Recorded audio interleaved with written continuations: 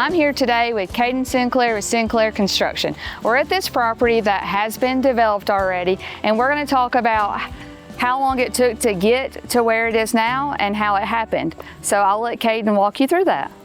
Yeah. Hey guys, so the whole story behind this is my grandmother-in-law. She was looking for a place, she's in her 80s, looking for a place to go and enjoy.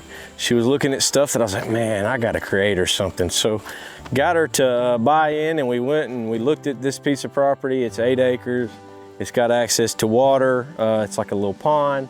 It's back, I think it's 1,300 feet or so off of the main road. So it's secluded, large trees, nice little house, nice back deck. It's just something that get away from the normal lifestyle. Yeah, so under here, I mean, we've got the road, but this all under here is your utilities. You got electrical and you've got water line. We chose to put the electrical underground because all these trees here, you've got to go 30 feet worth of an easement if you want to go overhead. And I just really didn't want to take all these nice pretty trees down and the canopy, the shade, the just natural feel it feels going through here. So we chose to go underground. That's something you want to do for your property right now in Coleman. It's $20 a foot to get underground, but man, it's worth it. So when you're thinking about purchasing a property to develop, you want to make sure you consider meeting with a builder, thinking about the cost of utilities, if they're going to be overground or underground, and the cost to get the water line back to the property. Yeah, I mean, roadways, you got to get in here. So we basically walked this property. There's a valley behind us. We had to cross the valley, put a pipe in, but we look at all the land. It's not marshland, it's not wet, it's on top of a hill. And so we're pretty much able to do anything you want to do as long as the value to get in is worth doing. But I think this property speaks for itself. Once you see it, it's worth it, very much worth it.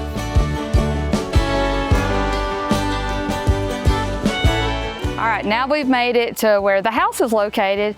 We're going to talk about how the homeowner chose the placement of where the home was going to be built. Okay, so we got into the property. We got electrical, we got power, we brought a road in. Placement is big, depends on the type of a house. Are you talking a garage house? Are you talking a basement house? Are you talking a stilted like this one? So the big thing about this place is it has a lake down at the bottom. It was a creek dammed up down at the bottom. For this one, we wanted it to be like a mountain type home where you're built out over your back porch. You'll get to see it, but it's over. You see all the water, you see the hillside. And so for this house in particular, that's what we did. So did the homeowner know this is where I want to place my house? Or was that something that the builder, when they brought him out to the property, was like, okay, you want to think about this. If you build your house up here, you're not going to be able to see the pond at the bottom. Or is that something that people usually know where to place their homes? So on this particular one, I mean, we can do as much or as little as you want, but on this particular one, they had a floor plan. That's about as much as they had. I kind of showed them what we could do. You could see down here, go here, there. We walked them out here and kind of placed it, cleared it, made the house pad area. So if you don't know where your house needs to go on a property, then that's the reason why you want to make sure you meet with a builder ahead of time, so they actually show you the options as far as once the house is placed, what you're going to be able to see once it's prepared and the trees are down. Yeah, there's lots of options. So she's serious and I'm not. So I'm gonna let her seriously walk through this house and I'll just tell y'all whatever she wants to hear. So one of the things I want to talk about is my favorite feature in this home. And one of the things is the vaulted ceilings. Yep. As soon as I come in the house, is the first thing I notice, and it just really opens up the main living space. Yeah, we remodel houses, build houses, develop, anything construction related, we do a lot of. And if one thing is my favorite, it's definitely the vaulted ceilings. It makes the house feel bigger. This house is, I think, what, 1,400 or so square feet. And in here, it can welcome. It's almost 1,500. Okay, 1,500. Thank you. It can welcome a large family, though. It's the vaulted ceiling helps, and this tongue and groove in particular is real big. It's what we like to do a lot of. Most of the times when a homeowner sees it, that's what they want. So we do a lot of it. All right, another thing in the kitchen I really like is the quartz countertops. Yep. But inside these custom cabinets, we have where they pull out, and we have the garbage cans hid. So it's a pet peeve of mine to have items sitting around outside. So I love that the builder and the homeowner thought about customizing the cabinets as well.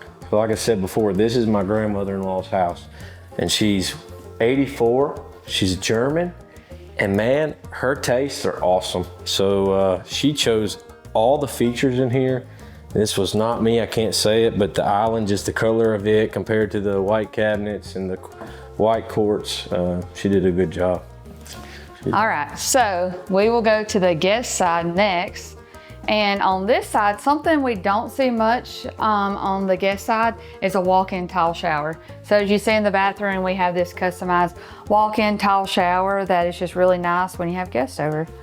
Yeah, in this particular case, they're both, you know, her and her husband are both elderly, so he has one, she has one. It's nice for him to have, this is kind of his little office and his little area over here. Another thing you notice when you walk through this house is that you see tons of natural light throughout the home. From every window to every door, you just can see nature. And that was something that the builder and the homeowner took into consideration when they were positioning the home and building the home as well. So we'll come over here to the master suite. Yep. You're in the woods. You want to see the woods. That's what you're living here for. So try to put windows in places that you could see it. And you don't have to worry about shutting the blinds out here. You get to see all the lights all the time. You can do what you No want. peeping Toms. Because you're in the country.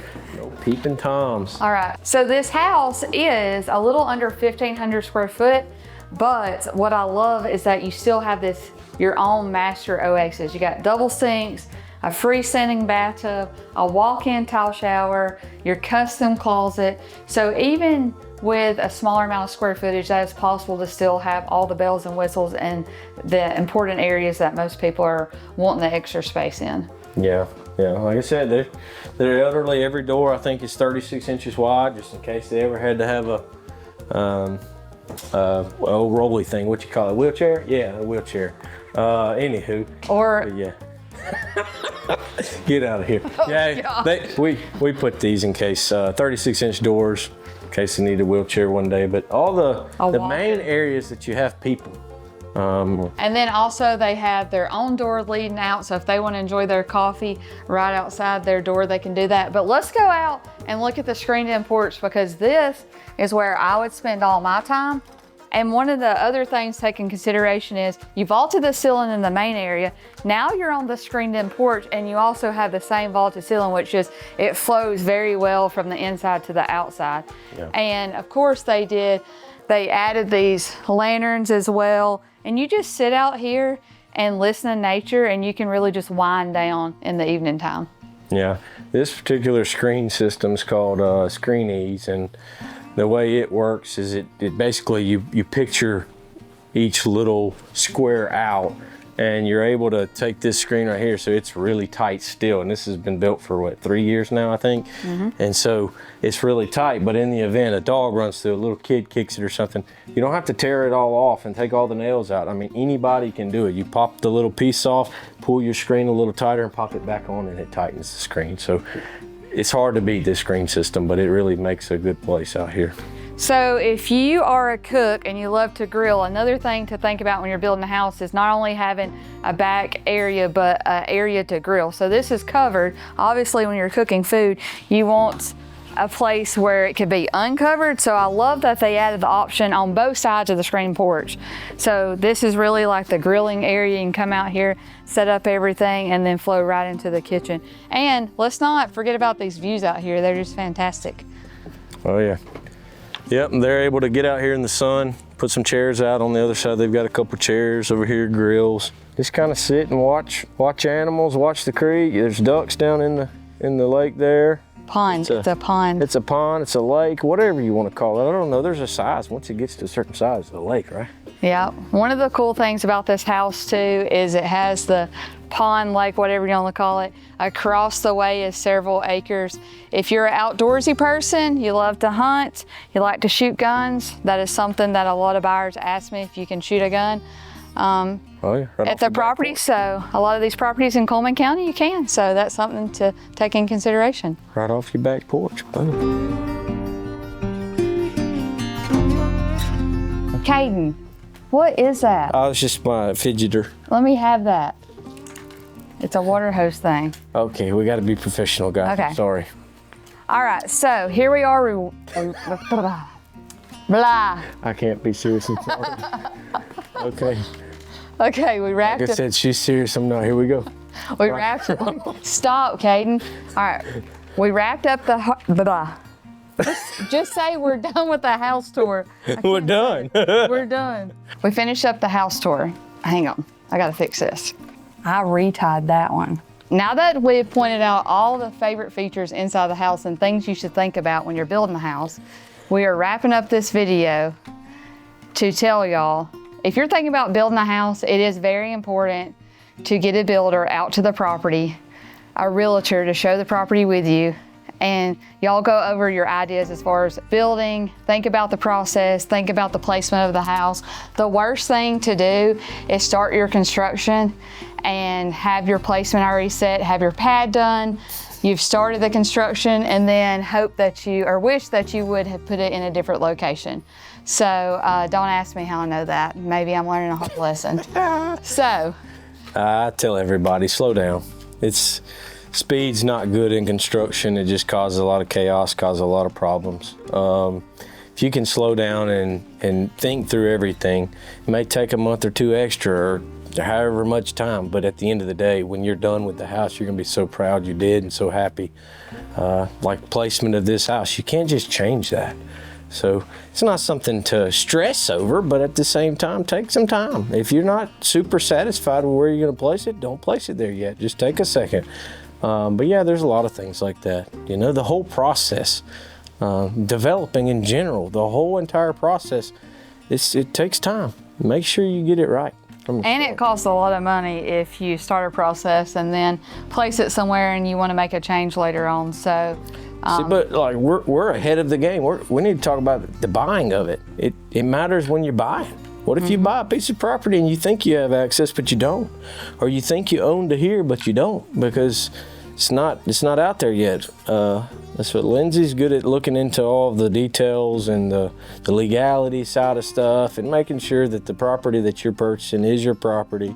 And once she gets it handed over to me, we now can look at the placement of a home and know exactly where we need to put this thing. when you're thinking about developing a property, interested in buying land, building a house, would hope that you would reach out and give us a call. It's a process. We don't hurry anything but y'all's phone calls. You need to hurry up. Quick. No, just kidding. We're ready. yeah. If you need something, let us know.